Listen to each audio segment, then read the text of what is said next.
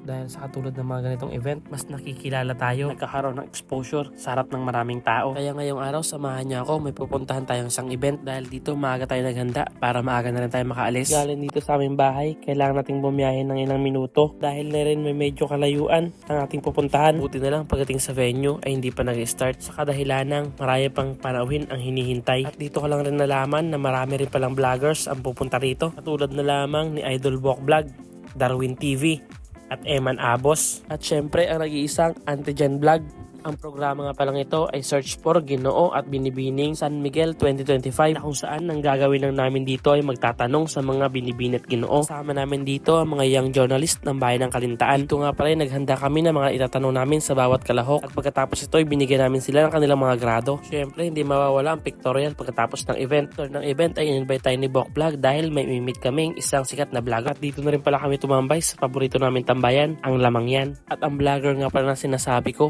ay si Idol John Robles TV na meron 3.4 million followers sa Facebook. Ang sarap sa feeling na may mga bago kang kaibigang nakilala at ang daming bagay pa ang aking mga natutunan. At pagkatapos ito ay dumiretso na rin kami pauwi. Hanggang dito na lang mga boss. Ride safe tayong lahat. Ingat!